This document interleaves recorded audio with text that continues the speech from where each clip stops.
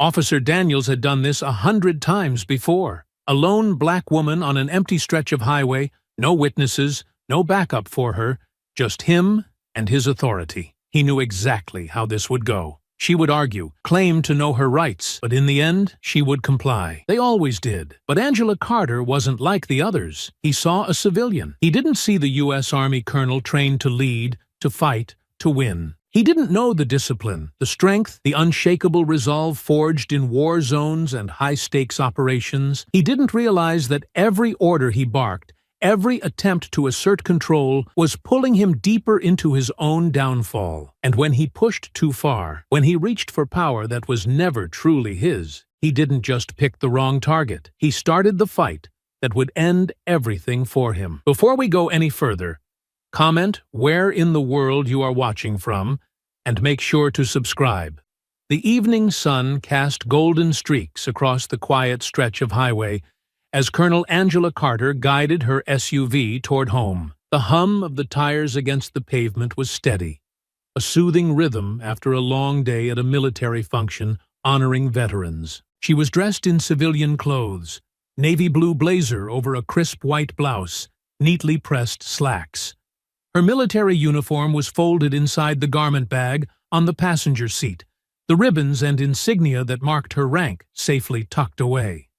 A glance at the rearview mirror showed flashing red and blue lights approaching fast, her brows furrowed. She hadn't been speeding, hadn't swerved, hadn't broken a single law. Yet, as she checked again, the patrol car remained behind her, signaling for her to pull over. Angela sighed and steered onto the shoulder. Years of experience told her to stay calm, to handle this with control and patience, but something gnawed at her. There was no reason for this stop. She knew it. The officer approached, his boots crunching against the gravel. He was broad-shouldered with a stiff posture, his badge gleaming under the fading light. The moment he reached her window, she caught the look in his eye. Not curiosity, not professionalism, just that thinly veiled condescension she'd encountered too many times before. "License and registration," he ordered, his tone clipped. Angela kept her movements deliberate as she retrieved her wallet,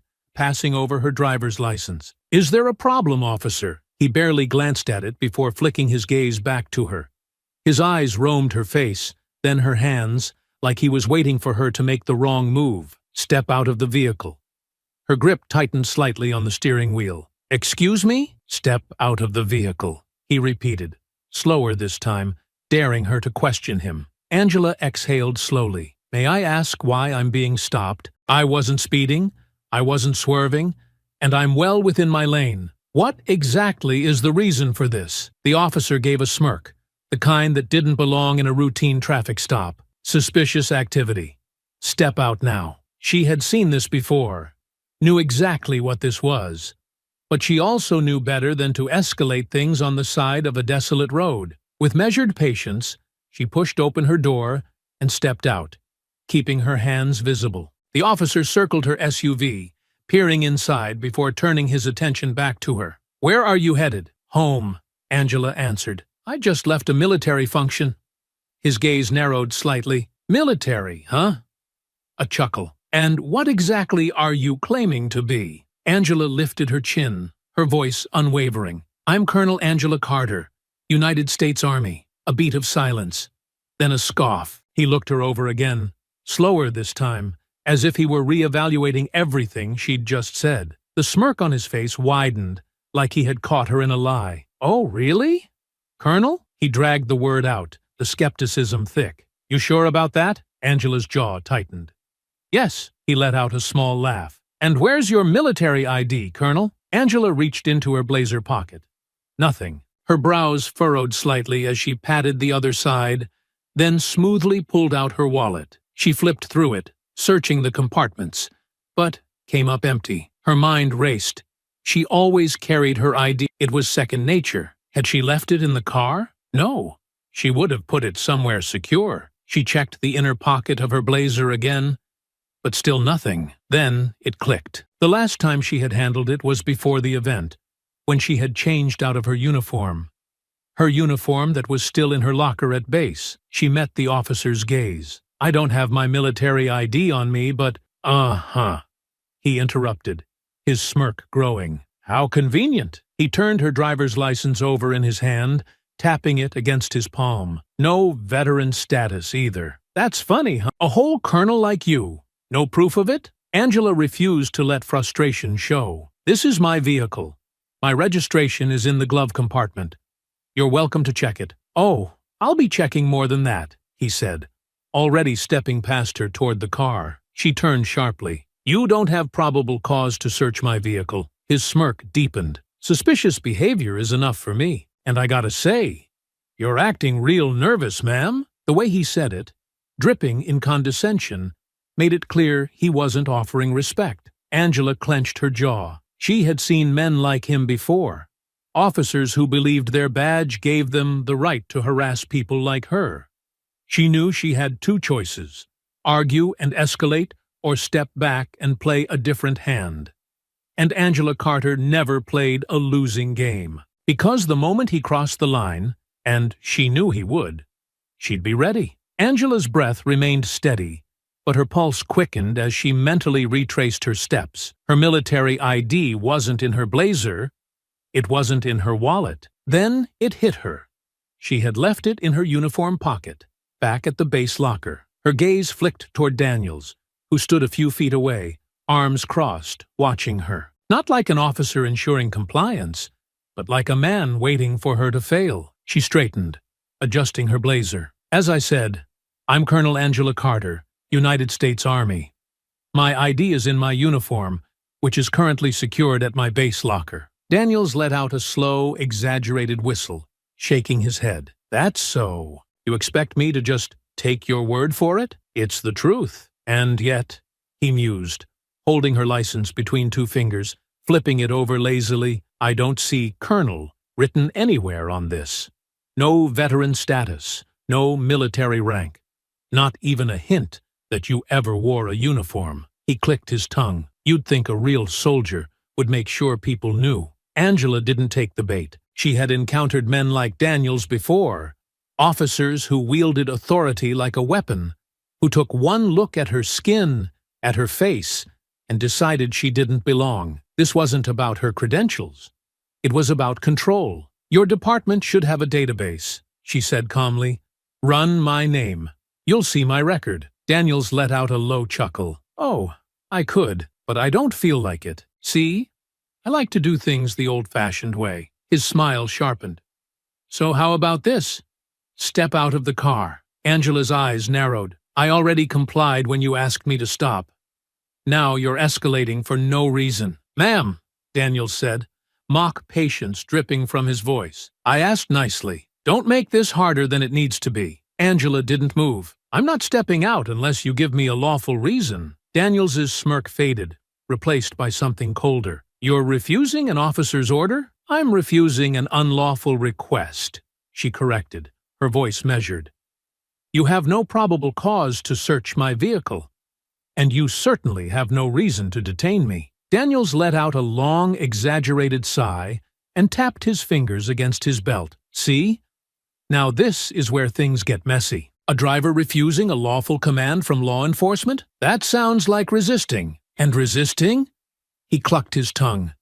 "That gets ugly real fast." Angela kept her stance firm, but she felt the shift. He was done playing. He wanted to push her, to make her react, to justify whatever he had already decided to do. "You wouldn't be threatening to arrest me now, would you?" she asked, tilting her head slightly. Daniels leaned in slightly, voice just low enough to feign concern, just loud enough to carry the weight of a warning. "I'm saying, Colonel, if that's what you really are, that refusing a direct order from law enforcement never ends well.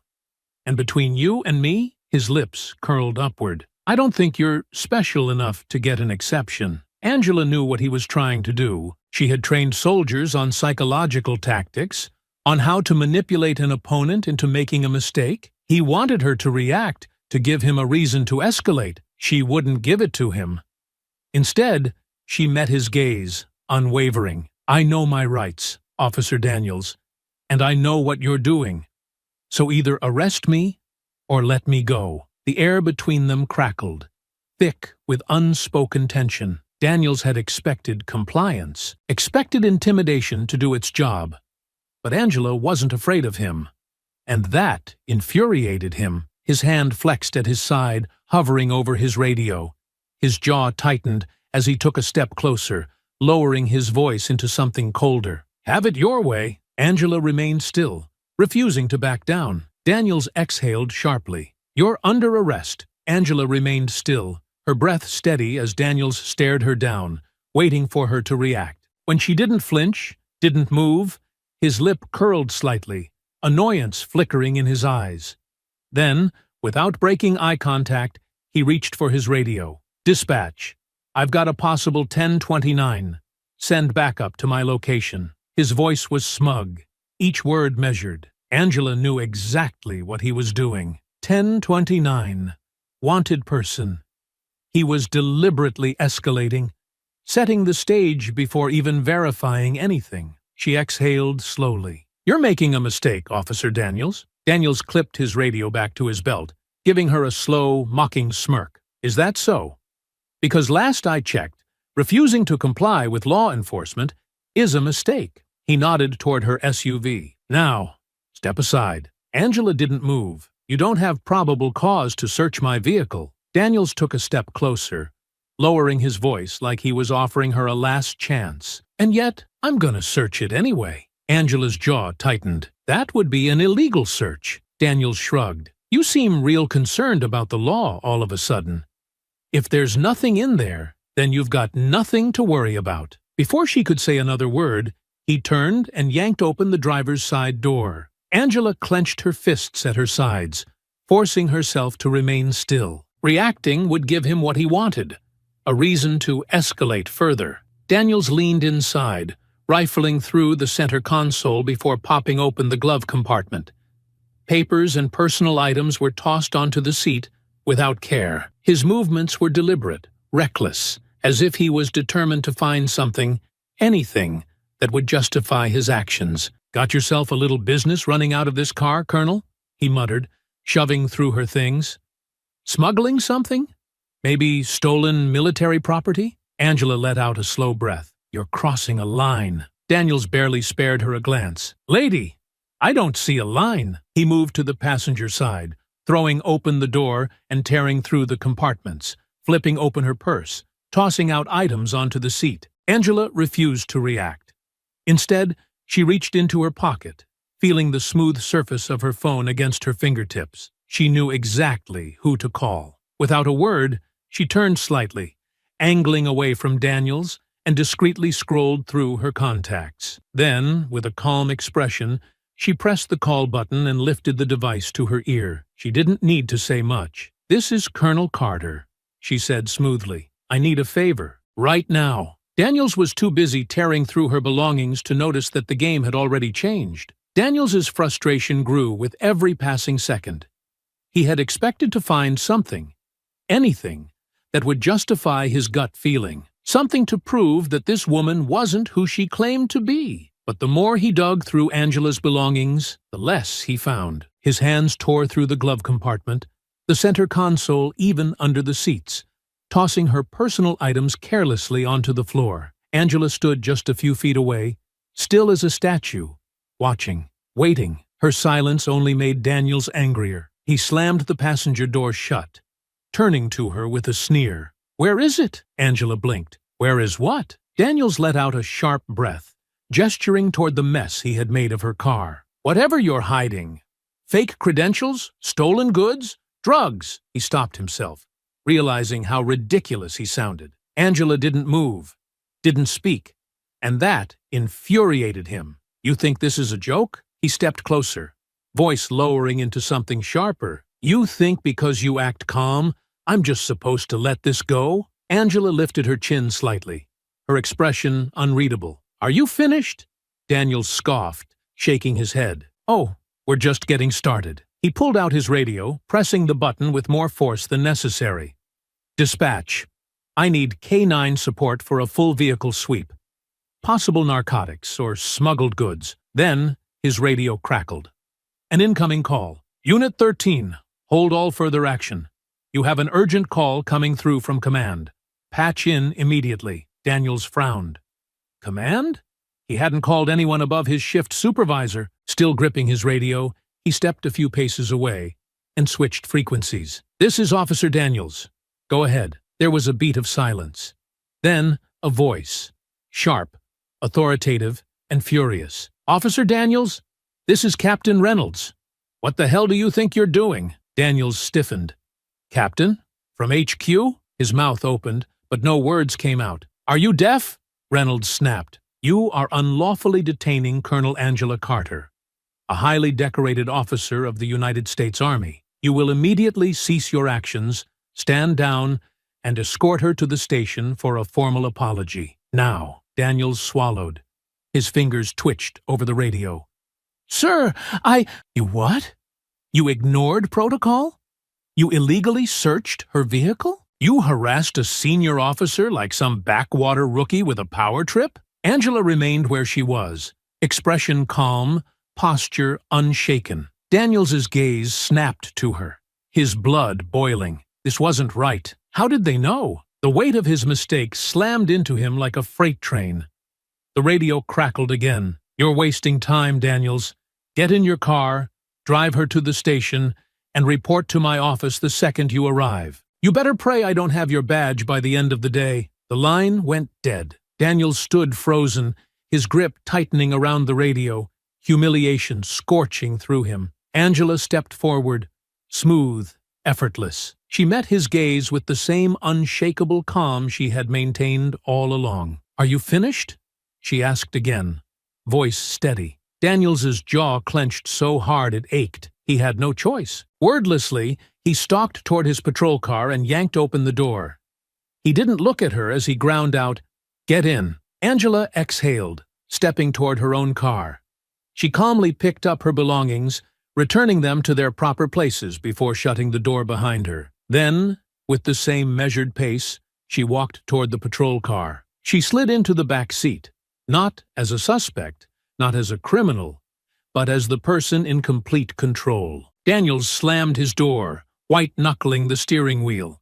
His foot jammed onto the gas, the tires screeching against the pavement as they pulled away from the shoulder. Angela settled in, gaze forward, voice level. Drive safe, officer. Daniels gritted his teeth so hard he swore he tasted blood. The drive to the station was silent, aside from the tense hum of the patrol car's engine. Daniels gripped the steering wheel so tightly, his knuckles were bone white. His jaw locked so hard it ached. Angela sat in the back, calm, composed, and unbothered. She had won, and he knew it. When they pulled into the station lot, Daniels barely waited for the engine to settle before throwing the car into park.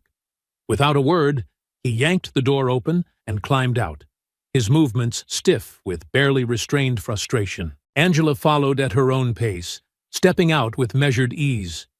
Inside, the air shifted the moment they walked through the doors. The entire precinct knew. Officers at their desks stole glances, some exchanging low whispers. Others avoided looking at Daniels entirely. The front desk sergeant barely raised his eyes before pressing the intercom. "She's here." Angela caught the way Daniels's shoulders tensed. He knew what was coming. A few seconds later, the police chief emerged from his office, a graying man with a squared jaw and a no-nonsense stare that cut across the room like a blade. Chief Warren Mitchell. Angela had dealt with men like him before. Old-school law enforcement, sharp but politically aware. He took in the scene quickly, Angela standing tall, Daniel stiff and silent beside her. His expression darkened. "Colonel Carter," Mitchell greeted, voice clipped but respectful. He turned to Daniels. "My office, now." Daniels hesitated for a split second, just enough for the chief's brow to twitch in warning, before stiffly marching past Angela toward the office. Angela followed, unhurried. Once inside, Mitchell shut the door with a sharp click. The air was thick with tension. Daniels stood at attention, but his fingers twitched at his sides, his frustration barely contained. Angela took her seat, crossing one leg over the other. The chief turned his glare on Daniels first. "I want to know what in the hell made you think detaining a United States Army colonel was a good idea?" Daniels's jaw tightened. "Sir," she refused to comply. She didn't have ID on her, no veteran status on her license. How was I supposed to know she wasn't lying? Mitchell's stare hardened. "You know how? Because you should have run her name. Because you should have followed protocol. Because instead of doing your damn job, you decided to harass someone who outranks you in every possible way." Daniels didn't move, but Angela could see the rage simmering beneath his skin. "Sir, save it." Mitchell leaned forward, voice lowering. "Do you have any idea what kind of mess I'm cleaning up right now? The Pentagon called me." "The Pentagon?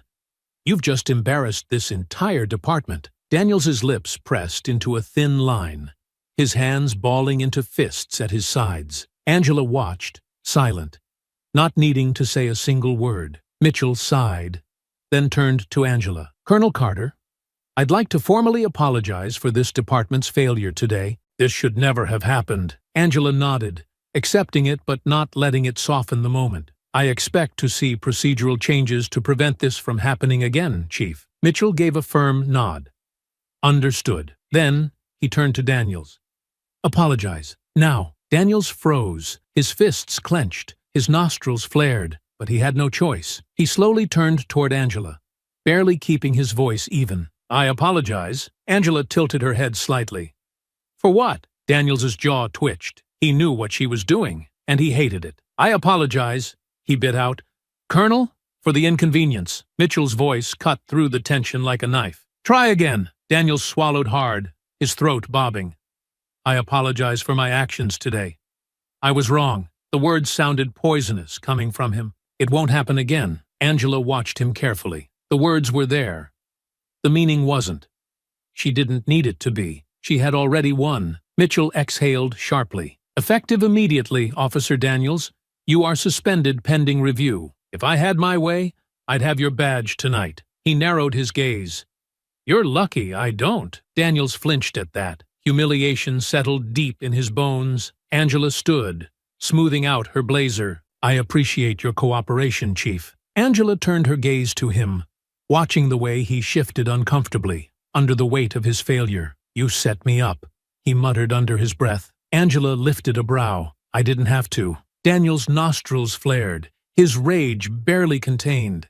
He had lost control, lost power, and it infuriated him. Angela tilted her head slightly. "I told you. You were making a mistake." Mitchell's gaze snapped to Daniels. "I don't want to hear another damn word from you right now." Daniels shut his mouth, but the look in his eyes was clear. This wasn't over. Angela knew men like him. He wouldn't let this go. And that meant she would have to be ready. The next morning, Angela slid into the driver's seat of her SUV, exhaling as she adjusted her rearview mirror, taking a moment to observe the stillness of the road ahead.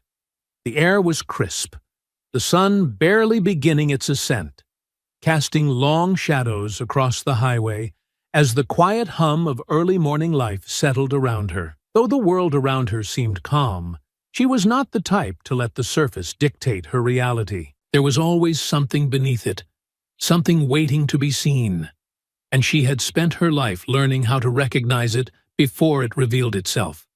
She wasn't tense, but she wasn't relaxed either. After years in the military, she had learned one simple truth.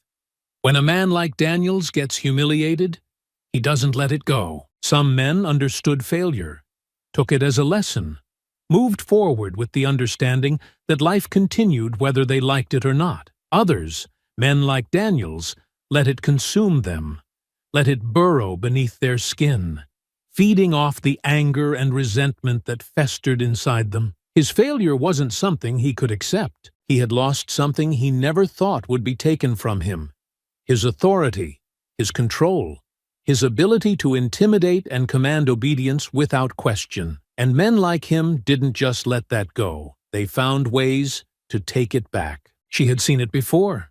The way he clenched his jaw so tightly it seemed like his teeth might crack. The way his hands curled into fists at his sides, the way his entire body radiated a silent fury he barely kept restrained. He hadn't been sorry for what he did. He had been sorry that he had lost. The thought of changing her routine had barely lasted a moment. She had dismissed it almost as quickly as it had crossed her mind, avoiding a road, altering her own life, making accommodations for a man who had already tried to control her once and failed, was out of the question. The only thing avoiding him would accomplish was giving him the satisfaction of knowing he had dictated something about her actions, and she refused to allow that. She had done nothing wrong, and she would not start acting as though she had. So she took the same route, her movements natural, her mind alert but unbothered. The highway stretched ahead, quiet, mostly empty save for the occasional truck or early commuter. The gentle hum of the tires against the pavement filled the space around her, the distant horizon stretching wide and uninterrupted. She remained steady, her grip on the wheel relaxed, her breathing even, her eyes taking in everything without looking like she was searching for something. And then she saw it. The dark-colored sedan appeared in her rearview mirror, moving into her lane in a way that didn't immediately signal alarm, yet set off a quiet awareness in the back of her mind. It had been a few cars back moments ago, blending into the early morning traffic without drawing attention, but now it was closing the distance, with a purpose that made her straighten slightly in her seat. She didn't react outwardly, didn't make any sudden adjustments that would indicate she had taken notice, but she was watching. The sedan wasn't tailgating, wasn't attempting to pass, wasn't adjusting its speed to the natural ebb and flow of traffic. It was just following, lingering. Angela exhaled slowly, keeping her posture casual, her grip steady, but her mind focused. If this was a coincidence, if this was just another commuter on the road heading in the same direction, the car would either change lanes or pass her in the next few moments. But it didn't. Instead, it crept closer. Her fingers flexed over the steering wheel, not in nervousness but in calculation. It was too deliberate. A normal driver wouldn't hold a position in someone's blind spot for this long, wouldn't drift forward with such measured precision without signaling an intent to overtake or move aside. Then, without warning, the sedan accelerated. It wasn't a casual increase in speed, wasn't a gradual push of the gas pedal as a driver settled into their rhythm. It was deliberate, sharp, a lunge forward meant to close the distance too fast, too aggressively. Angela felt it before it even fully happened. Her body had already braced before her mind confirmed the threat, instincts firing in perfect alignment with reality. Because she knew this wasn't an impatient driver. This wasn't a mistake. This was an attack. Her gaze flicked to the side mirror, and in the briefest moment, her eyes locked onto the driver, Daniels. Out of uniform, his face twisted in pure, unfiltered rage, his hands gripping the wheel with the kind of force that spoke of barely contained fury. There was no calculated restraint this time, no manufactured authority behind a badge, no thin veil of professionalism to hide behind. There was only anger, only a man who had lost control of his life and had decided the only way to regain it was to take control of hers. Angela inhaled through her nose, her pulse steady, her mind already working through the variables. He had nothing left to lose now. That made him dangerous, but it also made him reckless. He edged closer, the sedan pressing into her space, trying to force her toward the shoulder, trying to box her in before she had a chance to respond. She didn't react in fear.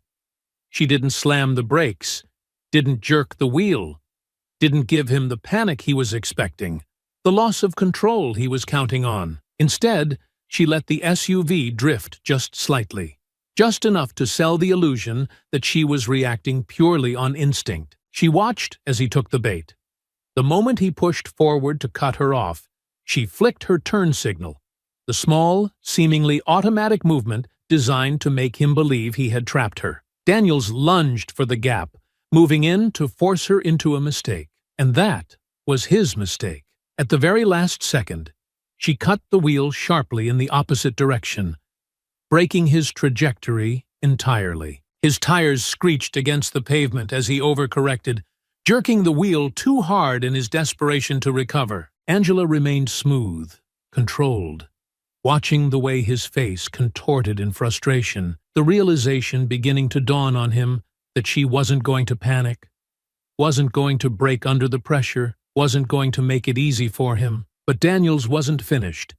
He adjusted quickly, pushing forward again, more erratic now, more aggressive, his car veering toward her with reckless determination. The chase stretched onward, their vehicles weaving in a dangerous battle of control, the landscape shifting as the open highway gave way to a more desolate stretch of road, an empty span of pavement where no other cars remained. Angela knew it the second they had crossed the last exit sign, the moment the road stretched wide and barren. Daniels had led her here on purpose, and she had followed willingly. Up ahead, the highway curved, narrowing into a remote stretch lined with nothing but trees and empty space. Daniels slowed, his car easing toward the middle of the road, forcing the moment to a standstill. Angela eased off the gas, fingers flexing on the wheel, breathing even.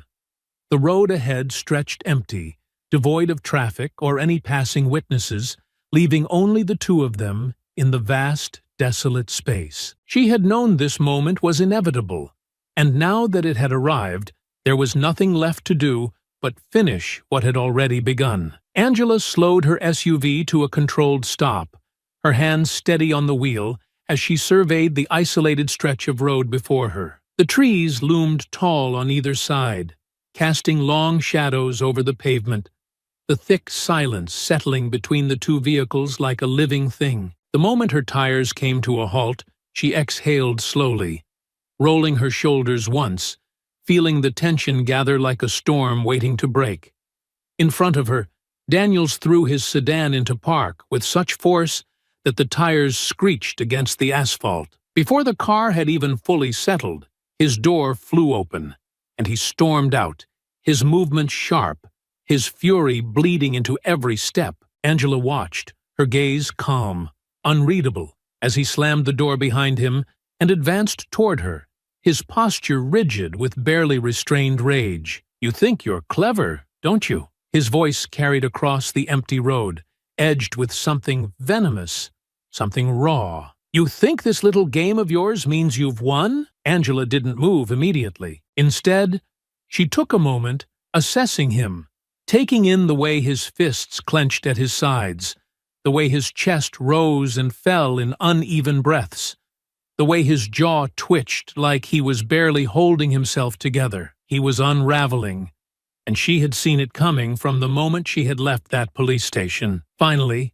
with deliberate ease, she unbuckled her seatbelt and pushed the door open, stepping out into the crisp morning air. The world around them was still, the emptiness of the road amplifying the tension crackling between them. She closed the door behind her, meeting his stare with the same composed intensity she had held since the moment this all started. "If I remember correctly," she said, her voice measured, "you were the one chasing me." Daniels let out a sharp, humorless laugh, running a hand over his face before dropping it with a hard exhale. "Chasing you? Is that what you call this?" He took a step forward, eyes blazing.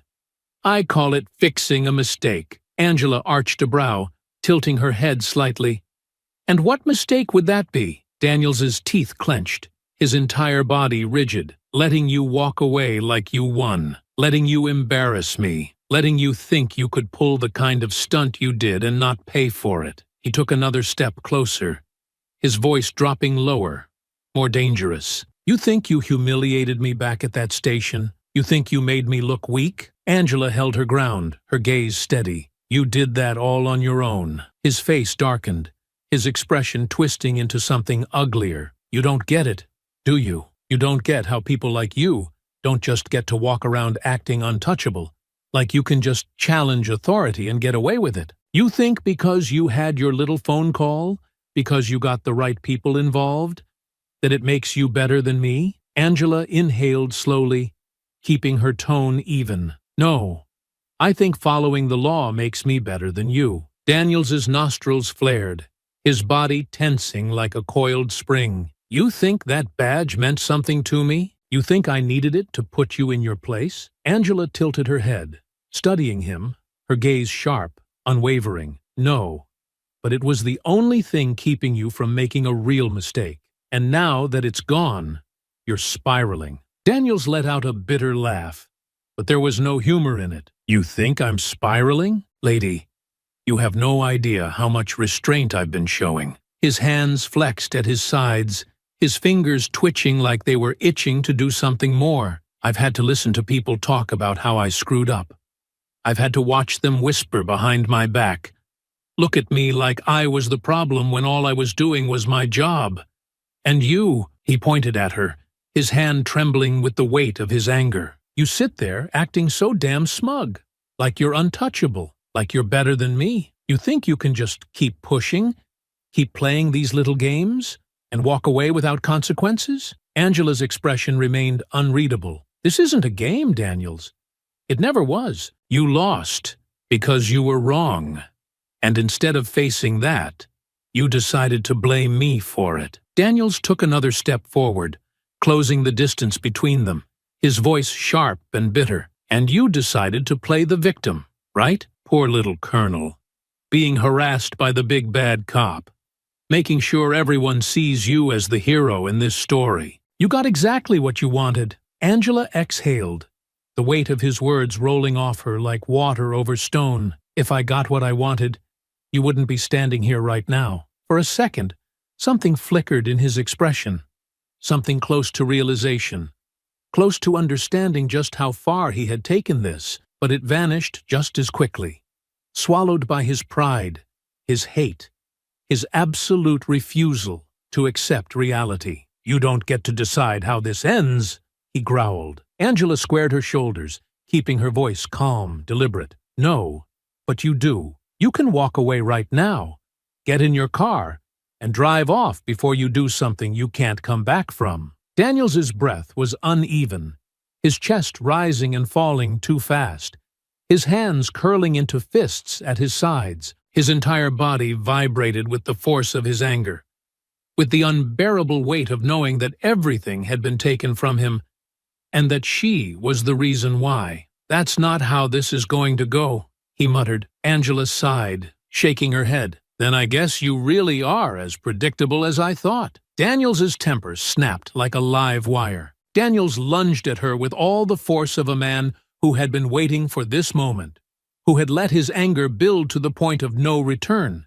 who had convinced himself that the only way to take back what he had lost was to break her down first. Angela had already read him long before the first swing. His movements were sloppy, fueled by rage rather than skill, the kind of attack that came from someone who had spent years relying on intimidation and brute strength rather than refined technique. She sidestepped effortlessly, her stance shifting as his fist cut through empty air, the force of his own momentum carrying him forward in a way that left him momentarily exposed.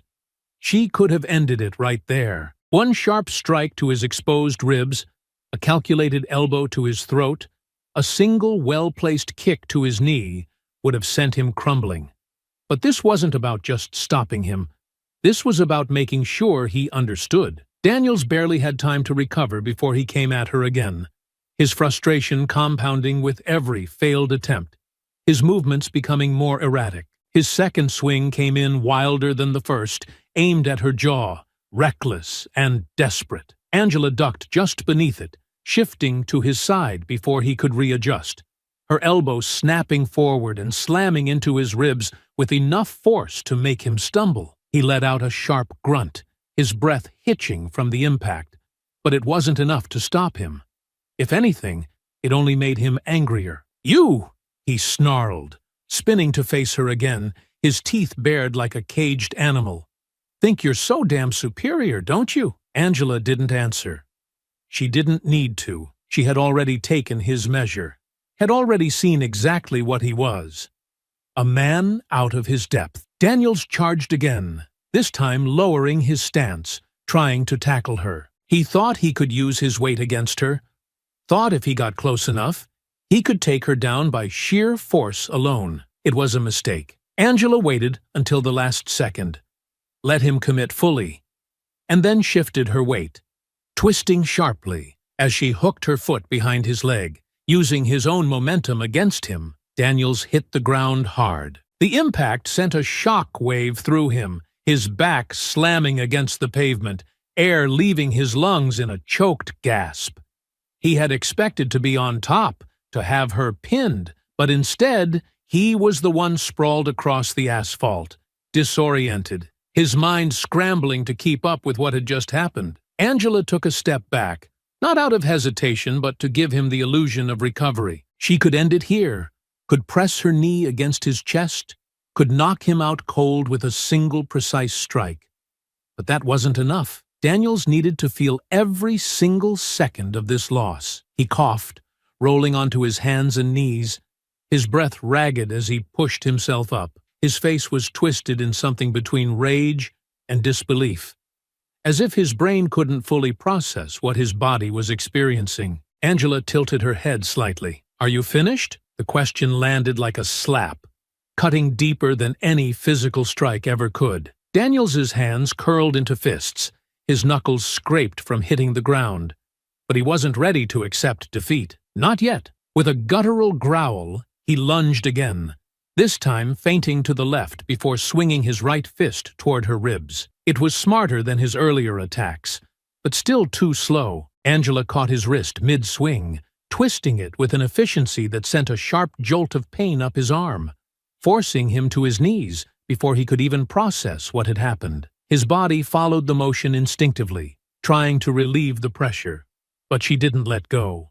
She leaned in, her voice low, unshaken. "You don't know when to quit, do you?" Daniels gritted his teeth, his free hand reaching for her, still trying to fight. Angela let out a slow breath. She was done letting him dictate this. With a calculated pivot, she yanked his trapped arm forward while sweeping his leg out from under him, sending him crashing to the pavement a second time, harder than before. His head bounced against the ground, his vision momentarily blurring from the impact. Angela stepped back, watching him struggle, watching the slow, dawning realization creep into his expression. He was losing, and there was nothing he could do to stop it. For a moment, neither of them spoke.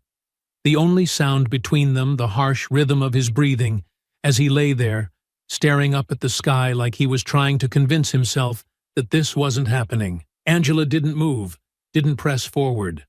She knew he would come at her again. She had already seen it in him. He wasn't done. No matter how much his body was failing him, no matter how obvious it was that this was a fight he couldn't win, he would rather destroy himself than admit defeat. And so, she waited. Daniels groaned, his head tilting slightly, his gaze unfocused, but still laced with anger. He rolled onto his side, then his hands, pushing himself up once more. He should have stayed down. Angela exhaled, rolling her shoulders, readying herself for the next round. She had given him every opportunity to stop. Now, she would end it. Daniels spat blood onto the pavement, his body racked with exhaustion, yet his pride still demanded he keep fighting. His hands trembled as he pushed himself up, his breath coming in harsh, ragged pulls, but Angela could see it in his eyes. He still wasn't ready to accept the reality of this loss. Angela rolled her shoulders, her stance unwavering as she watched him. He was slower now, his movements no longer fueled by raw aggression, but by desperation, the dawning understanding that the power he thought he held was slipping away completely. "Stay down, Daniels," she said, her voice level, calm, almost a warning. But Daniels wasn't a man who knew when to stop. He growled through gritted teeth, forcing himself upright, his hands clenching into fists that barely had the strength to hold their shape. His pride wouldn't let him stay on the ground. His mind refused to process that he was losing, that he had already lost. With a snarl of rage, he lunged again, swinging wild and hard, putting everything he had left into one desperate attempt to take her down. Angela moved to counter, But this time, he caught her. His fist collided with her ribs, the impact sending a shockwave of pain through her side. She grunted, her body instinctively tensing against the hit, but she refused to give him the reaction he wanted. Daniels saw his opening and swung again, this time clipping her jaw hard enough to send a jolt through her skull. But Angela had been hit before. She had been in real fights. Fights that didn't leave room for hesitation. Fights where hesitation meant death. Daniels had no idea what kind of storm he had just invited. Angela took a step back, shaking off the sting, her jaw tightening. If he wanted to draw this out, she would let him.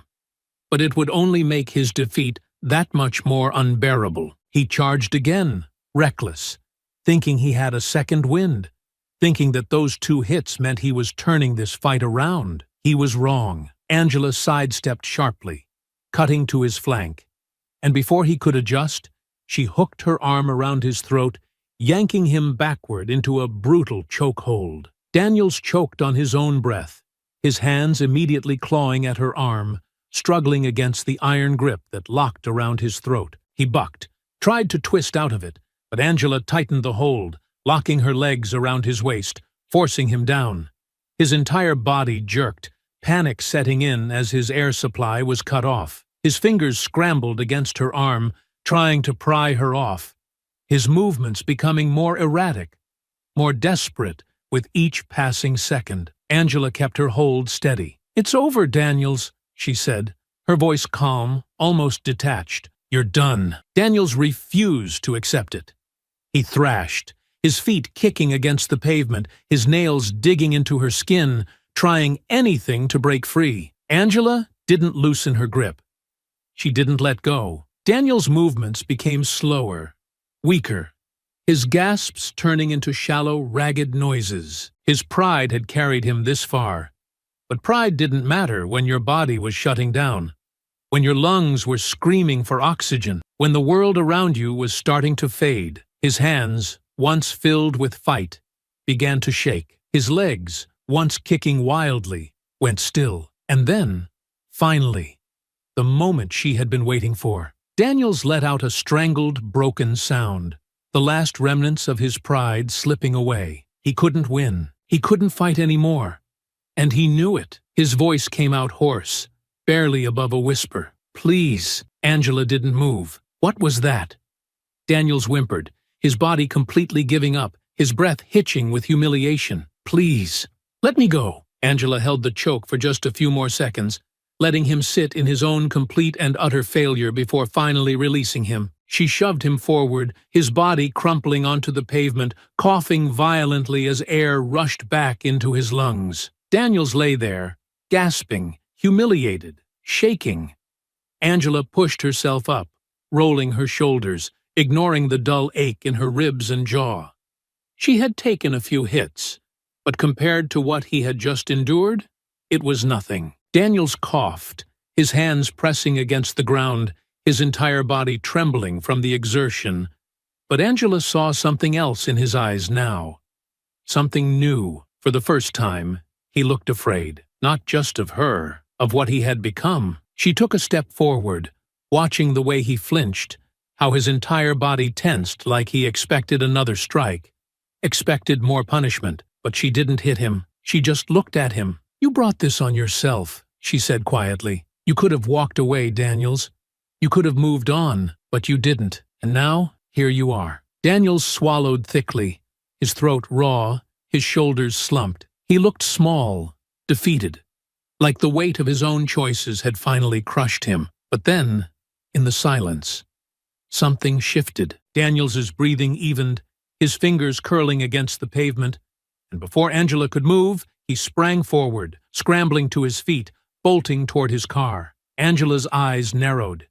He wasn't just trying to escape, he was running.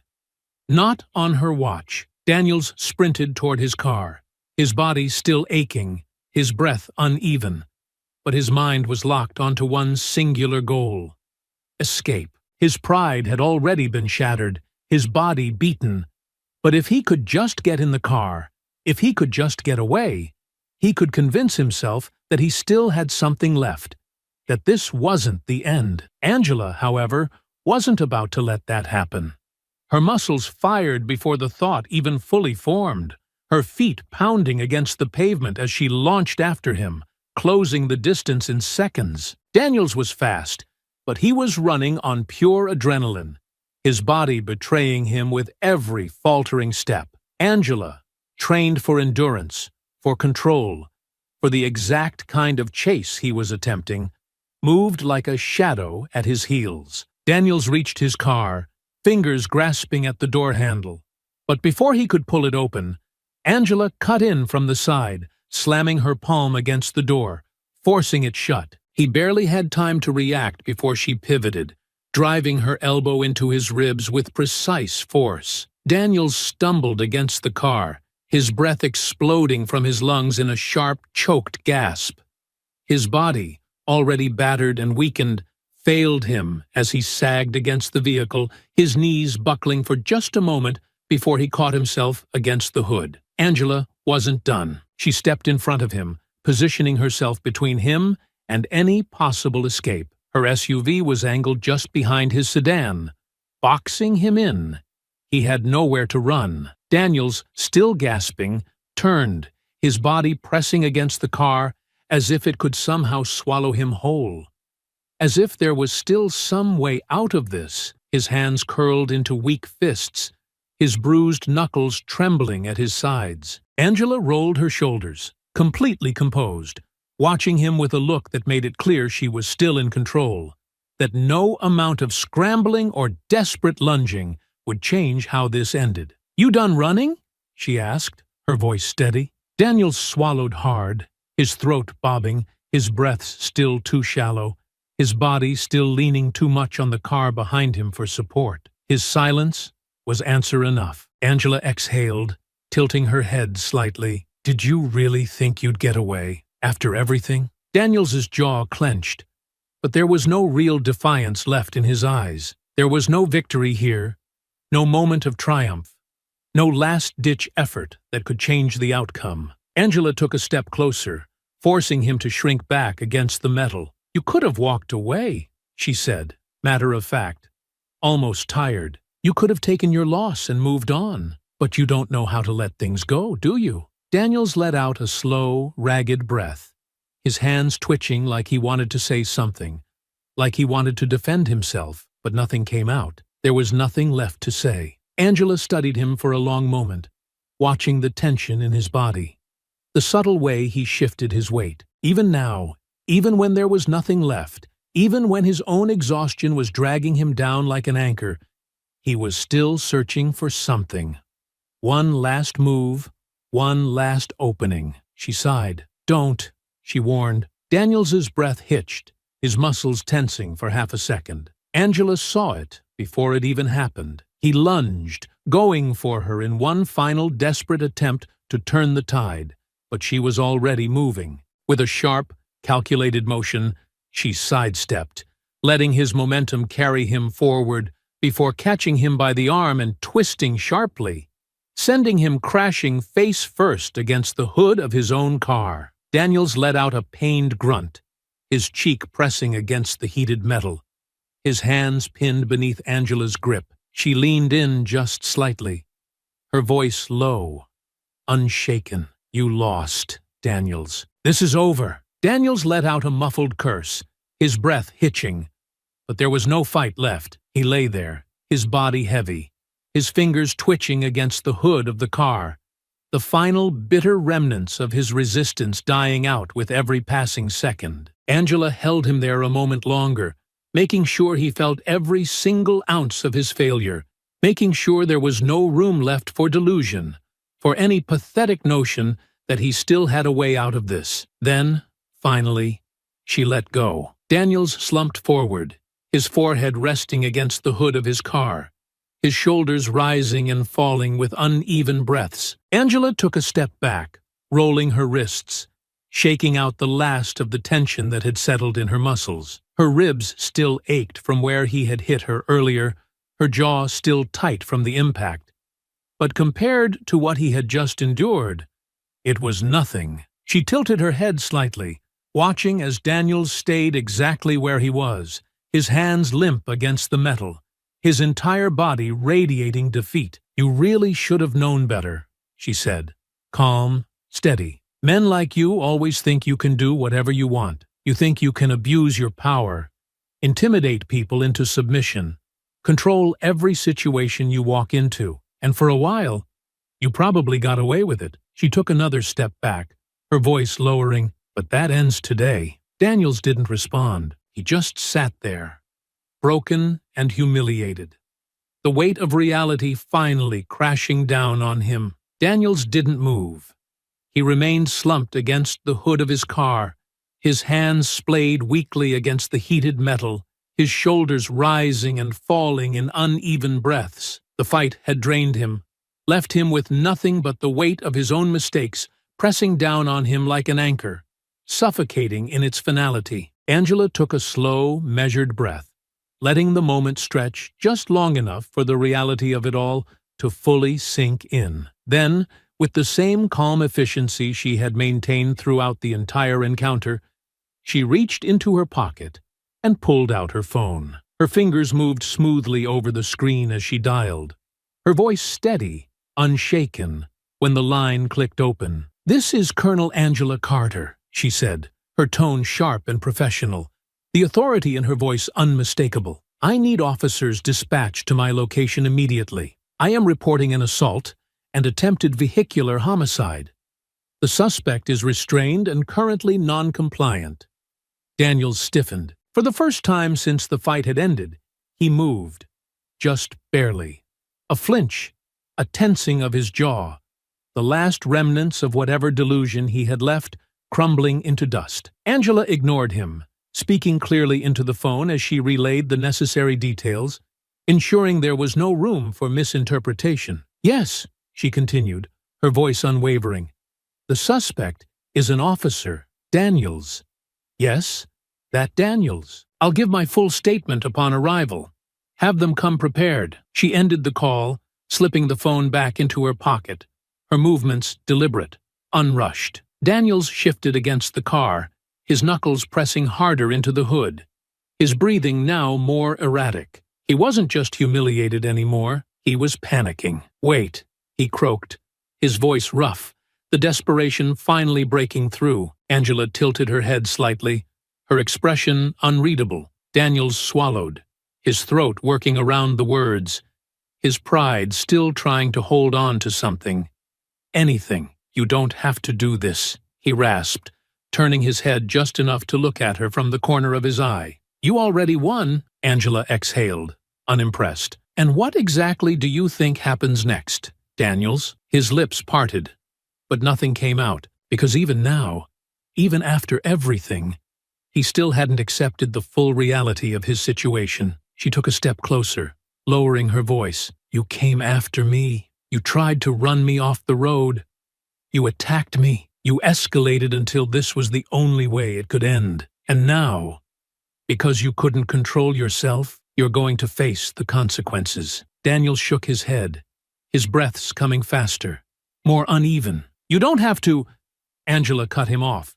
"No, you don't get to beg now." That silenced him. The truth settled in his expression like a slow-moving poison, spreading through his already broken body. He had thought he could regain control, thought that if he could just overpower her, he could erase what had happened at the station, could somehow rewrite the story in a way that put him back on top. But instead, he had cemented his own downfall. The sound of distant sirens began to rise in the still air, the unmistakable wail cutting through the morning quiet. Daniels's jaw tightened, his hands twitched. Angela saw the moment the last bit of resistance bled out of him. He wasn't just physically beaten.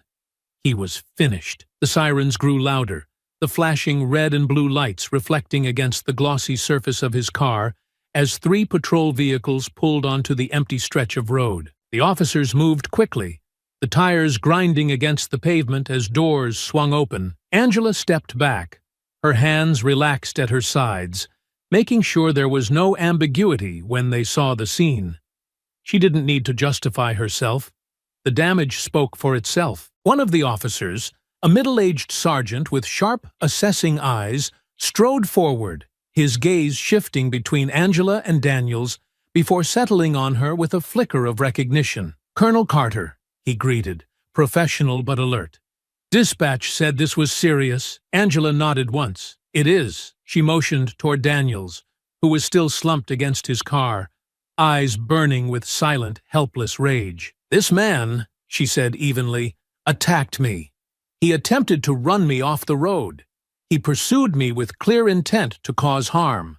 I defended myself, detained him, and now he's yours." The officer's eyes darkened as he turned toward Daniels, finally processing just who they were dealing with. Daniels barely lifted his head, his teeth grinding together, his entire body tense. "Is that so?" the sergeant murmured, tilting his head. His voice was almost mocking, but the disdain in his eyes was clear. He turned, gesturing to his men. "Cuff him!" Two officers stepped forward without hesitation. Daniels jerked instinctively, his body stiffening as they grabbed his arms, twisting them behind his back, snapping the cuffs into place with a sharp metallic click. He winced, his breath catching, but he didn't fight them. Angela watched, unreadable, as the officers pulled Daniels upright, his posture no longer one of authority, no longer even one of defiance. He looked smaller now, shrunken under the weight of everything he had lost. "Daniels," the sergeant mused, shaking his head.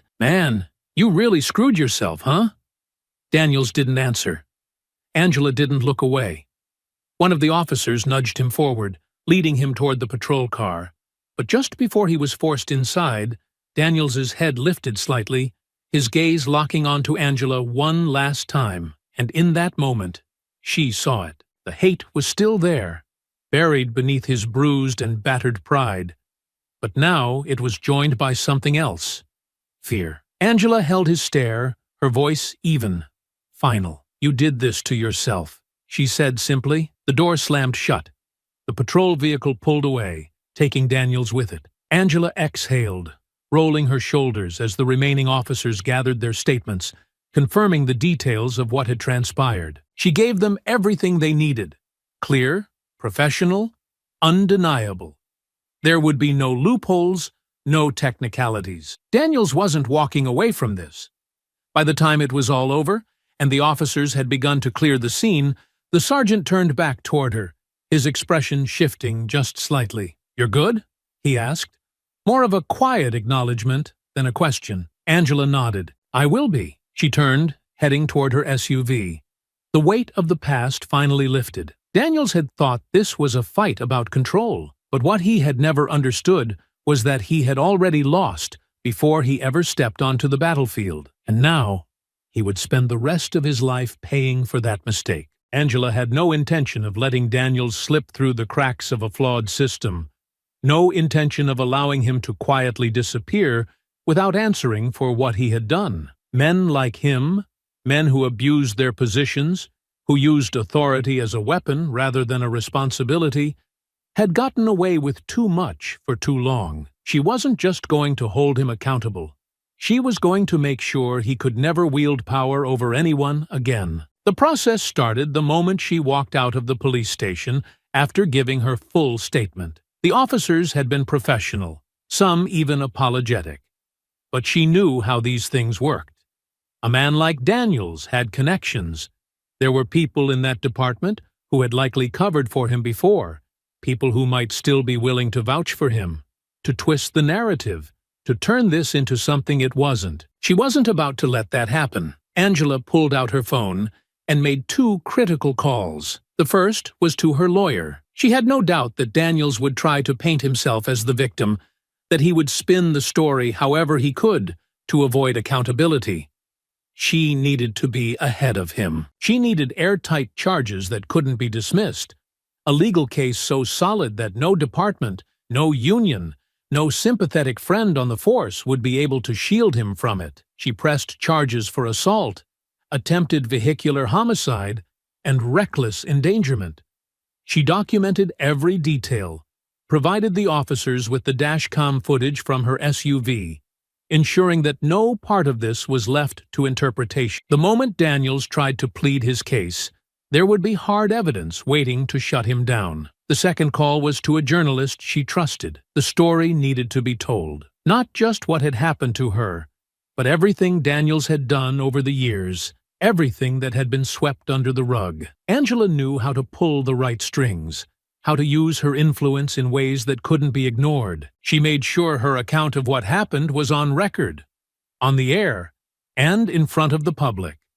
And once the story broke, it didn't stop. Within hours, Daniels' name was plastered across every major news outlet. Police officer under investigation for attempted vehicular assault on U.S. Army colonel. Formerly disciplined officer faces serious charges. History of complaints uncovered. Did the system protect a repeat offender? An examination of Daniels's record. Angela hadn't needed to say much. The facts spoke for themselves. It turned out Daniels had a history. A long one. Complaints of racial profiling, excessive force, intimidation tactics, all things that had been buried beneath bureaucracy, dismissed with weak internal reviews, hidden behind departmental silence. But this time, he wasn't getting a quiet transfer. He wasn't getting a second chance. The internal review opened almost immediately. Officers who had once turned a blind eye were now scrambling to distance themselves, suddenly eager to cooperate, suddenly concerned about departmental integrity. Daniels was suspended indefinitely while the investigation continued. But Angela already knew how it would end. With public pressure mounting, with his past being dragged into the light, and with criminal charges stacking up against him, there was no saving his career. By the end of the week, his termination was official. By the end of the month, his trial date was set. Angela didn't celebrate when she got the confirmation. She didn't need to. This wasn't about victory. It was about justice, about ensuring that men like Daniels could never use their badges as weapons again. When the final announcement came through, the department's formal statement confirming that Daniels was no longer an officer, Angela simply exhaled, the weight of it settling over her in quiet finality. She had done what needed to be done. And Daniels? He had finally lost everything. Angela knew that justice wasn't just about pressing charges and walking away. Knowing Daniels would serve his sentence, it wasn't enough to simply see his name smeared across headlines or to hear about his termination from the force. She understood that a man like him, even after facing consequences, would search for another way back in, whether it was through private security, consulting, or some backdoor loophole that allowed him to retain even a fraction of the power he had abused for years. She had seen it happen before. Officers disgraced in one department, only to resurface in another under the right political climate. Their records conveniently overlooked. Their histories rewritten by the people who wanted to believe they had been wronged. That wasn't going to happen here. Angela filed a civil lawsuit against him, ensuring that whatever came next, he would face financial ruin alongside his already irreparable reputation. The injuries she sustained during his attack, her bruised ribs, the swelling in her jaw from where he had landed his desperate punches, were enough to justify damages in court. And that was only the beginning. Her vehicle, though still operational, had taken serious damage from his reckless pursuit, further proving his intent to harm and destroy rather than serve and protect. But this lawsuit wasn't just about the physical toll. It was about ensuring Daniels had nothing left to rebuild from. With the weight of a legal judgment hanging over his head, no police department, no security firm, no federal agency would ever dare employ him again. If there was even the slimmest possibility that he might worm his way into another position of authority, she would make sure the lawsuit followed him like a scarlet letter, a permanent stain that could not be erased. And as expected, the moment news of her lawsuit broke, the entire community reacted. The fallout was immediate and explosive, sparking a firestorm of debates and heated opinions from every corner of the city. People chose sides, argued, fought, exposed their biases, as stories like this always did, bringing out the best and worst in the public.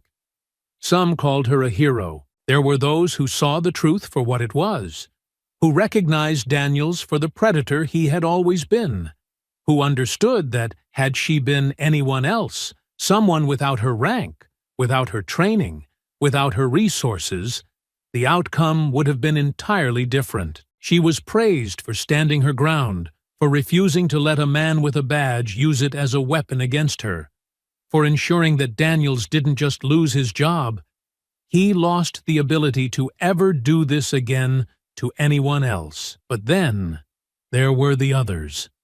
The ones who refused to believe she had acted in self-defense. The ones who insisted Daniels had been set up. The ones who took to online forums, news comment sections, and social media platforms, spewing the same tired rhetoric that always surfaced in cases like this. She should have just complied. He was just doing his job. The media always goes after good cops. Another officer sacrificed because of political pressure. Women like her think they can get away with anything. None of it surprised Angela.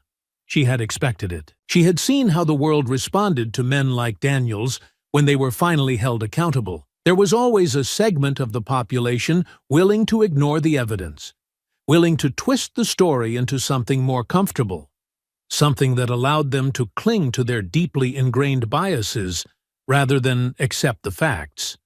But none of it affected her. She had spent years in war zones. She had walked through places where life and death were separated by mere seconds, where every decision carried real, lasting consequences. The opinions of people who had never fought for anything, who had never stood for anything more than their own manufactured outrage, meant nothing to her. Angela didn't entertain their arguments. She didn't sit for interviews. She didn't engage in the debates. She let the facts speak for themselves. Daniels had hunted her. He had attempted to run her off the road. He had attacked her with full intent to inflict harm, possibly even kill her. And when it had come down to a fight, when there was no badge left to protect him, when he was forced to stand on his own against someone stronger, more disciplined, more skilled, he had lost. That was the truth. And no matter how many people tried to spin it, no matter how many voices screamed for his redemption, the reality remained unchanged. His name was ruined. His career was over. And now, with the lawsuit in place, with every financial and legal door slammed shut in his face, Daniels had no escape, no way to rebuild, no path back to the life he had once used as a tool for power and control. Angela continued living her life, unaffected by the noise, unshaken by the backlash, unbothered by the people who had chosen to make this a fight about ideology rather than the facts. She had done what needed to be done, not for recognition, not for applause, not for any personal satisfaction, but because it was right. Daniels had believed this was about power, but real power had never belonged to him. And now, after everything, he finally understood that. The day of the trial arrived with the weight of inevitability.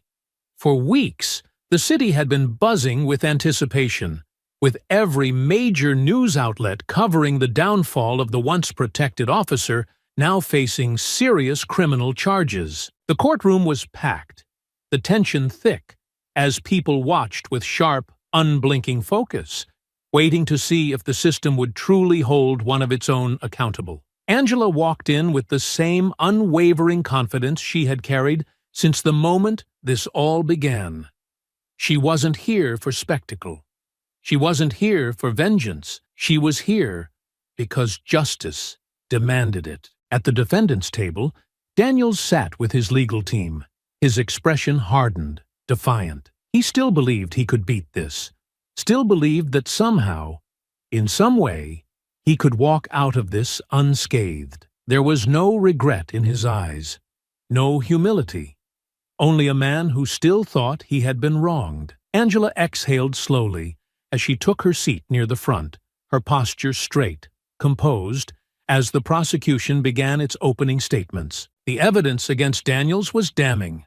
The dashcam footage played first, showing every critical moment, the illegal stop, the aggressive escalation, the chase, and finally, the brutal fight. The court watched as Daniels tried to force her off the road, as he lunged at her with unchecked fury, as he lost control, not just of the situation, but of himself. Then came the witness statements from fellow officers, some who had once defended him, now forced to admit the undeniable truth.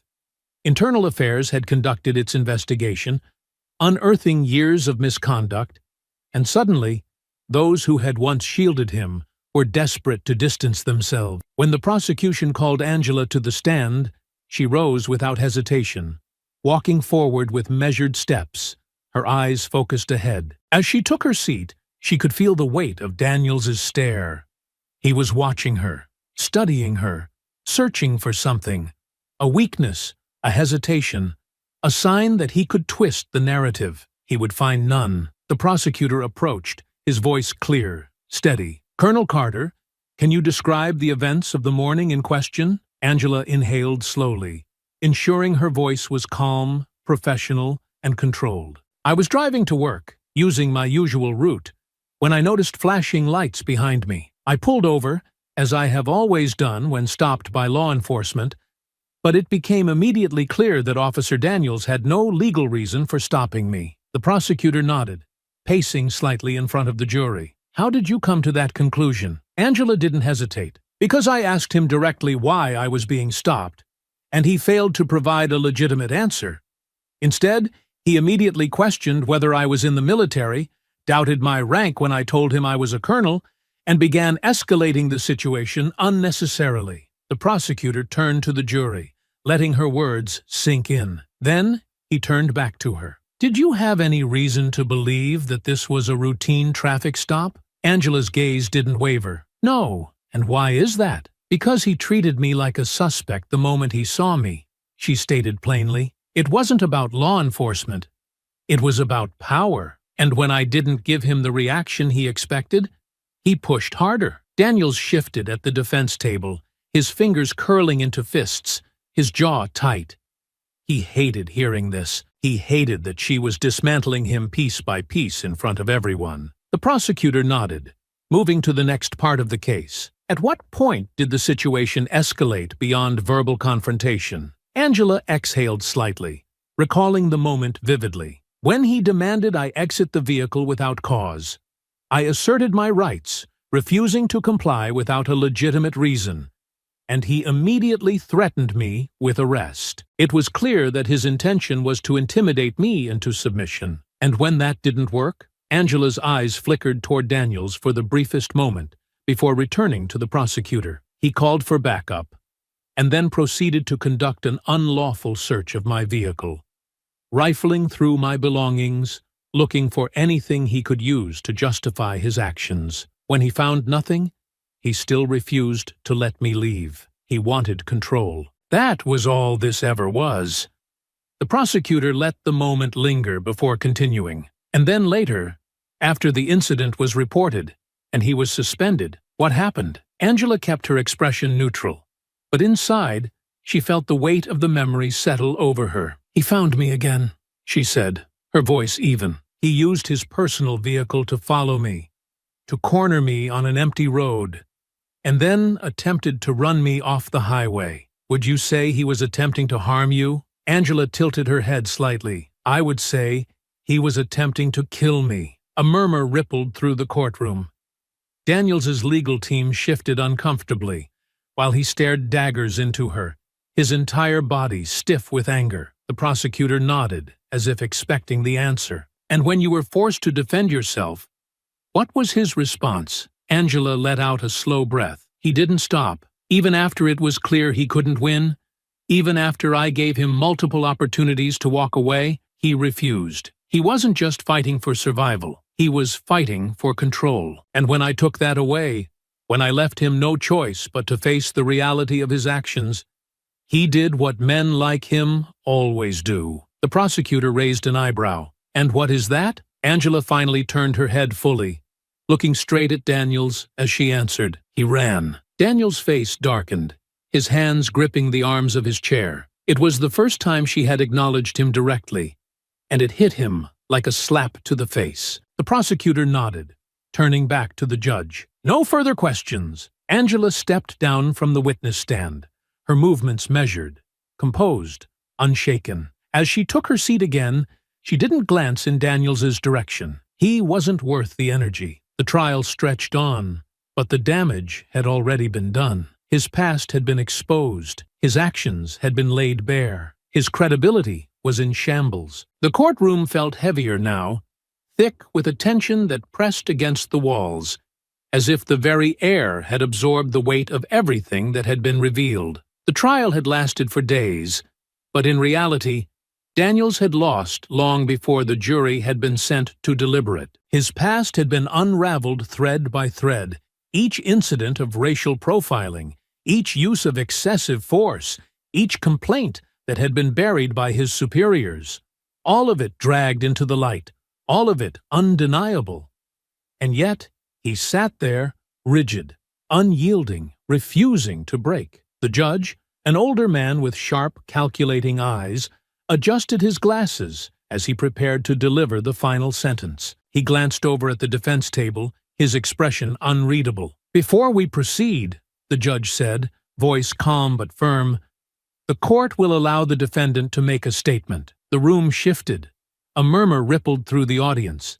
The anticipation was thick, because this was it, Daniel's last chance to explain himself, to take responsibility, to show even the slightest acknowledgement of the harm he had caused. Angela didn't react. She simply folded her hands in her lap, waiting. Daniel stood slowly, straightening his jacket, his posture stiff, his jaw locked. He looked out at the room, at the faces staring back at him, at the jury that had already condemned him, at the press in the back row, eager to capture his downfall. For the first time since the trial began, he finally spoke. "I was doing my job." The words hung in the air for a moment, as if he expected them to carry more weight than they did. Angela remained still, watching, listening. Daniels exhaled sharply, his hands gripping the sides of the defense table, his knuckles white with tension. "You can sit here and say whatever you want about me. You can bring up every complaint, every so-called investigation, every time some civilian thought I was too aggressive, too forceful, too quick to act." He paused, shaking his head, his voice hardening. "But none of you have ever worn this badge. None of you know what it's like out there." There it was. Angela could feel the quiet shift in the room, the way the jury members exchanged glances, the way the prosecutor sat back slightly, letting Daniels bury himself deeper. Daniels took a slow breath, his voice growing more strained. "Every day, I put on that uniform and walked into the unknown, never knowing if I'd make it back home. Every stop, every call, every encounter could be the one that ended my life. And you expect me to hesitate? You expect me to second-guess my instincts?" His eyes flickered toward Angela for just a second, before snapping back to the judge. "I saw a situation, and I handled it the way I was trained to. You think I'm the only one who would have done what I did? You think any other cop wouldn't have done the same?" Angela remained expressionless, but inside she recognized his words for exactly what they were, an admission wrapped in defiance. Daniels wasn't apologizing. He wasn't showing remorse. He was justifying. The problem was, no one in that room was buying it anymore. The judge took a moment before speaking, as if giving Daniels space to realize his mistake, as if waiting for him to understand that he had just made things worse for himself. "You claim you were just doing your job," the judge said, voice measured, deliberate. "And yet, the evidence presented in this courtroom shows a pattern of behavior that goes far beyond law enforcement. What we have seen here is not the result of instinct or training, but a willful abuse of power." Daniel's jaw ticked, but he remained silent. The judge continued, "You acted not out of necessity, but out of personal resentment. You did not pursue Colonel Carter because she posed a threat. You pursued her because she did not submit to you in the way you expected. You did not arrest her because she was guilty of a crime. You arrested her because you could not tolerate a black woman, let alone a decorated military officer, challenging your authority." A ripple of reaction coursed through the courtroom, the air shifting with the finality of the statement. Daniels stood still, his shoulders squared, but there was no more fire in his eyes, only the dull flicker of a man finally realizing that he had lost. The judge looked directly at him now. "You have displayed no remorse, no willingness to acknowledge the harm you have caused, and no understanding of the abuse of power that led you here today. Given the gravity of your actions, this court finds it necessary to impose a maximum sentence." Daniels inhaled sharply, his chest rising, his fingers gripping the table like he was trying to physically hold on to whatever control he still thought he had. Angela watched him without emotion. She had known this moment would come, had known that no matter how much he tried to resist it, Daniels would face the consequences of his choices. The judge's voice was firm as he delivered the sentence. "Mr. Daniels, you are hereby sentenced to 15 years in federal prison for attempted vehicular homicide, aggravated assault, and abuse of power under the color of law. You will be stripped of any law enforcement privileges, and you will no longer be eligible to serve in any official capacity in any government or security role upon your release." Daniels's entire body went still, his breath catching in his throat as the weight of the judge's words settled over him like a crushing force. 15 years, the number echoed in his head, louder than the murmurs rippling through the courtroom, louder than the sound of his own pulse hammering against his skull. The final blow had landed, not just in the sentence itself, but in the absolute finality of it. There was no escape. The sharp crack of the gavel against the wood rang through the silence, sealing his fate in a single decisive moment. Within seconds, the bailiffs moved in, stepping to either side of him, their hands firm as they prepared to take him away. There was no ceremony to it, no hesitation. It was just another part of the process, another convicted man being escorted to his future behind bars. Daniels turned his head, his movements slow, deliberate, as if his body were struggling to keep up with the reality unfolding around him. His gaze locked onto Angela, and for the first time, the fire that had burned behind his eyes, the arrogance, the rage, the unwavering belief in his own superiority, was gone. What replaced it was something deeper, something darker, something hollow. Angela met his stare, but not with triumph, not with satisfaction, not with anything resembling victory. She didn't need to gloat. There was nothing left to prove. He had done this to himself. His lips parted slightly, his throat working as if he wanted to speak, as if he had something left to say. One last argument, one last excuse, one last desperate grasp for control. But no one was listening. The bailiffs pulled him back, their grip firm, their movements efficient. His hands were cuffed, his shoulders hunched, his steps dragging as they guided him toward the exit. Whatever future he had once envisioned for himself, whatever power he had once held, whatever authority he had once wielded, was gone. Angela rose from her seat, inhaling deeply, letting the weight of it all settle into her chest. She had spent months fighting for this moment, for accountability, for the kind of justice that men like Daniels had evaded for too long. And now, it was done. As she took her first step toward the doors, the noise of the courtroom faded behind her. The case was over, the verdict rendered, the sentence final. For the first time since this all began, she could finally walk away. Daniels sat in the cold, sterile holding cell, his back pressed against the unforgiving metal bench, his wrists sore from the pressure of the handcuffs that had only recently been removed. The walls around him felt smaller than they should have, as though they were slowly closing in, suffocating him with the weight of everything that had led him to this moment. It had all happened so quickly. The verdict, the gavel's sharp crack against the wood, the murmurs of satisfaction from the gallery, and the feel of the bailiff's hands gripping his arms as they led him away. He had heard every sound, every movement, but none of it had seemed real until now, until the silence pressed against his skin, until there was nothing left to distract him from the truth. For years, he had convinced himself that men like him didn't lose. The system had always protected him, had shielded him from consequences, had assured him that no matter how many complaints were filed, no matter how many times he crossed the line, there would always be someone willing to look the other way. It was how things had always been, how they were supposed to be. But that illusion had shattered the moment he was forced into that chair and told to listen to people like her, Angela Carter. He had believed that by the time this was over, she would be the one humiliated,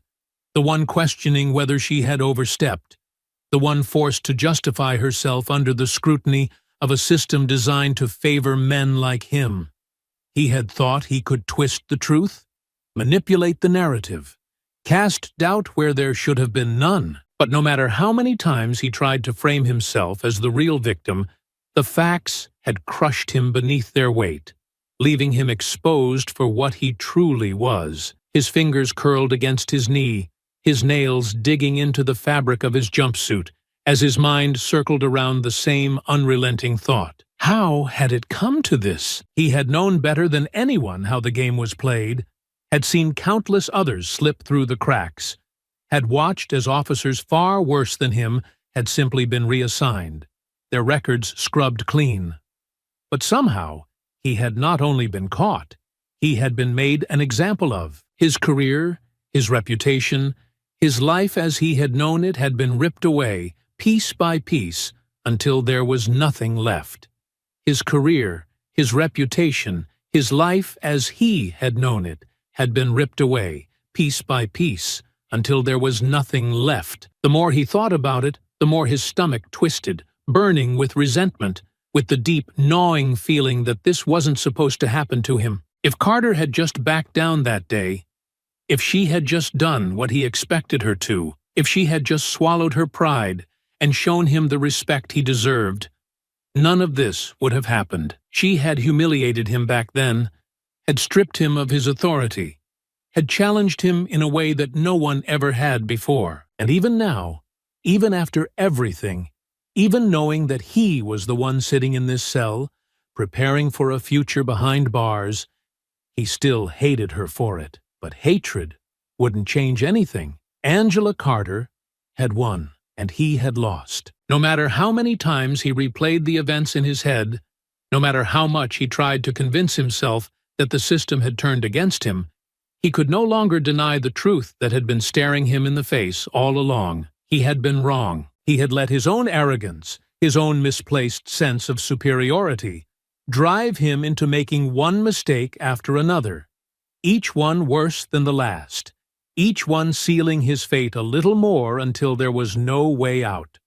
And now it was too late to undo any of it. As he stared at the gray walls in front of him, the weight of his choices crushing him from the inside out, he finally understood what it meant to be powerless. Angela stood at the courthouse steps, her gaze drifting across the cityscape as she allowed herself a rare, measured breath of relief. The trial had concluded.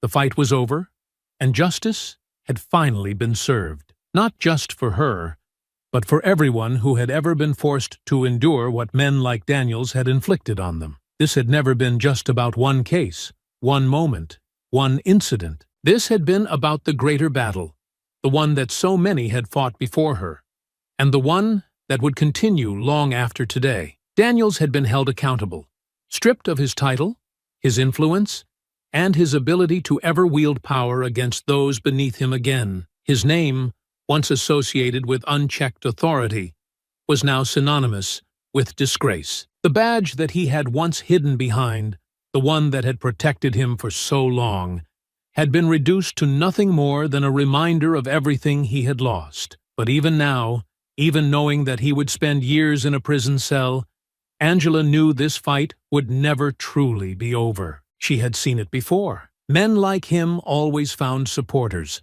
always found those willing to twist the truth to fit their own narratives, always found people who would insist that he had been wronged, that he had been made an example of for no reason other than political pressure. There would be backlash. There always was. But she didn't care. She had not come this far to concern herself with the opinions of those who had no interest in the truth. What mattered was that the system had done what it was meant to do, that it had worked for once, that justice had been carried out in a way that left no room for doubt. Daniels had been given every opportunity to show remorse, to take responsibility, to acknowledge what he had done.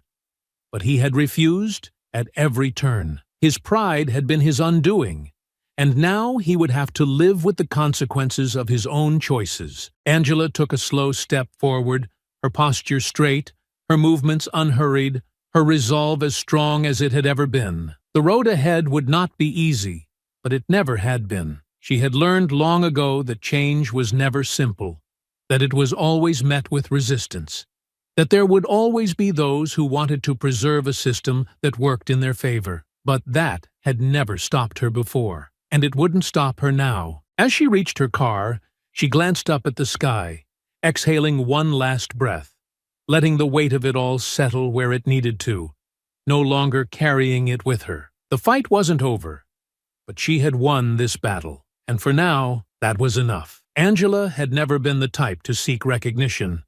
She had spent years in the military, serving with discipline and focus, never expecting applause, never chasing accolades. She had done what needed to be done because it was right, not because she wanted to be celebrated for it. But in the weeks following the trial, as the media storm gradually died down, the recognition found her anyway. The Pentagon issued a formal statement commending her professionalism, highlighting the way she had carried herself throughout the ordeal. She had faced an injustice and handled it with composure, refusing to let emotion cloud her judgment, refusing to let the situation spiral into something more volatile. The military community, which had followed the case with a vested interest, took note of how she had not only defended herself, but had done so while upholding the integrity of her uniform. She had not been reckless. She had not been careless. She had followed protocol and taken every necessary step to ensure that the system worked as it should. Her commanding officers reached out personally, expressing their respect, some even telling her that what she had done would serve as an example for others. She had not just fought for herself. She had fought against an abuse of power that had gone unchecked for too long, and she had won. Still, for Angela, the real victory was not in the headlines that called her a testament to discipline and justice, or in the messages of support that poured in from people she had never met. The real victory was in knowing that she had stood her ground and refused to let a man like Daniels walk away from what he had done. She returned to duty as if nothing had changed. Her uniform still fit the same, her posture remained upright, her voice held the same unwavering authority. But in truth, she was sharper now, more certain than ever that some battles were worth fighting. She did not speak of Daniels unless directly asked, and even then her answers were short and final. There was nothing more to say. She had done what was necessary, and he had been left to deal with the consequences of his own choices. While Angela moved forward, Daniels remained trapped in the wreckage of his own making. The media coverage had been relentless. His name had become synonymous with disgrace, his career obliterated, his reputation beyond repair. No police department would ever touch him again. No private security firm. No consulting job. No government contract. His record was now a permanent stain, one that no amount of favors or connections could wash away. The officers who had once laughed at his jokes, who had stood beside him, unquestioning, had all distanced themselves. The department had made it clear that he was an embarrassment, a liability they had been forced to cut loose in order to preserve their own image. No one defended him. No one pitied him. For years he had been protected, shielded from the consequences of his own misconduct, assured that no matter how many complaints were filed, he would always have a way out. But that safety net had disappeared the moment he chose to escalate things beyond his control. He had thought himself untouchable. He had believed that a woman like Angela Carter would never have the power to challenge him. And yet, she had. Now, his world was nothing more than a cell. 4 walls that held nothing for him but time. Time to sit in silence. Time to think. Time to replay every moment, that had led him to this place, to this fate, to this inescapable reality. He had lost everything. His job, his reputation, his future. His name had become a cautionary tale, spoken in hushed tones among officers who had once considered him their own. Angela sat at her desk, flipping through mission reports, listening to the steady hum of activity outside her office. There was always another task ahead, always another assignment waiting. The world had not stopped because of what had happened, and neither had she. The fight had been exhausting, the battle longer than it should have been, but justice had been served. She had seen firsthand what unchecked power could do, what happened when people believed themselves above the law. Daniels had worn his badge as if it had given him dominion over others, as if it had placed him beyond the reach of accountability. He had mistaken authority for control, mistaking fear for respect, and he had believed, right up until the very end, that he would walk away untouched. But no one was untouchable. Justice had been served,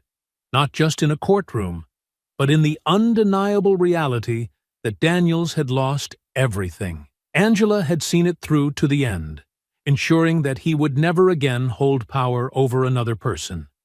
And that was enough. As she looked out the window, watching the sun stretch across the base, she let out a slow, steady breath. There was no more fight ahead. No unfinished war waiting to be won. This was the end of the road. The chapter had closed, and she was finally free to move forward. I hope you enjoyed that story. Please share it with your friends and subscribe so that you do not miss out on the next one. In the meantime, I have handpicked 2 stories for you that I think you will enjoy. Have a great day.